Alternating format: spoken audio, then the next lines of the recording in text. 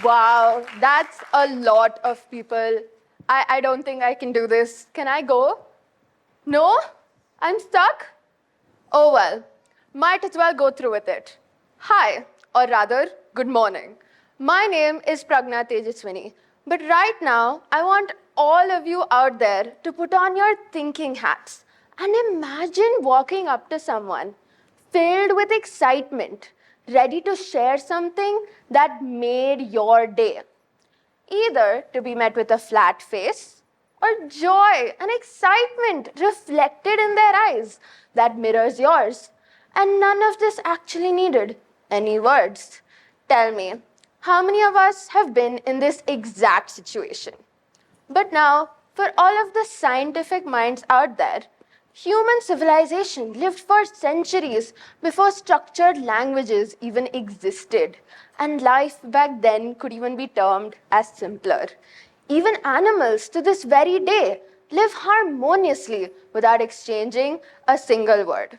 Though I agree, visualizing a world without words is tough to even consider.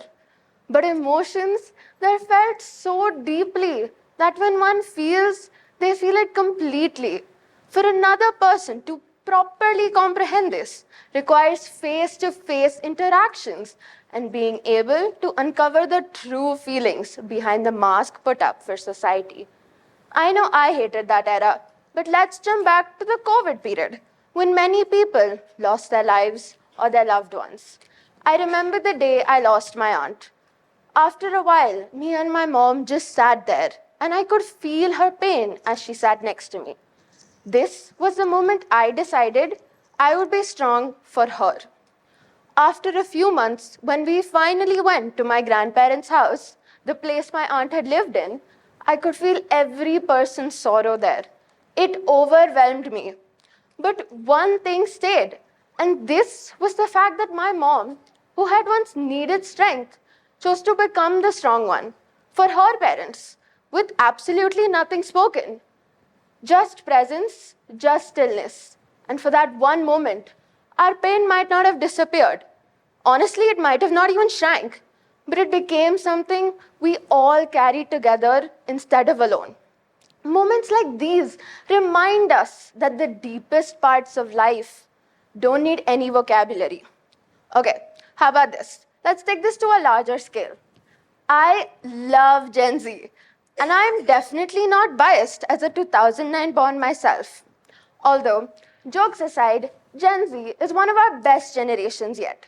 Yes, we're messy, loud, and chaotic, but we're also the first generation that chooses to express their emotions rather than toughing it out. When something bothers us, the people around us know it. We choose not to hide in silence, communicate instead, and deal with it. And here's the irony. Even though we talk more than any other generation out there, with comments, captions, DMs, and so much more, our real communication happens in the pause before we reply, the silent look we share with a friend, and the small shifts in our behavior. Gen Z chooses to break societal norms and stand up for themselves. We're moving into a world where weighing in on someone else's life isn't just how things are, but what it really is unnecessary and unwelcome. Yet people still choose to say words that harm other people and make them crawl back into their shells. Mental health awareness is no longer a stigma. It is a very real and very needed topic in every person's life. Because in a world where words are thrown around carelessly, their weight has never mattered more. So think about it. Honestly, take a second.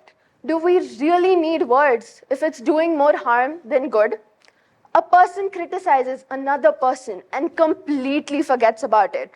But the one criticized thinks about it constantly and beats themselves up over it.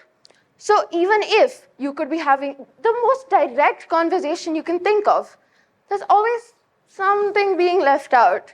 But is it really left out if you can always see it in their face or eyes? Remember, silence is not empty. It's where the real meaning settles. So let's rewind to just a few minutes ago. If I had walked in here with a slouched posture, my hands trembling, and a complete mess of nerves, that's the version of me you would have believed. And in all fairness, I did enter like that, don't sue me. But here I stand, calm and confident, and nothing about who I am really changed. That is the power of a world without words. Thank you.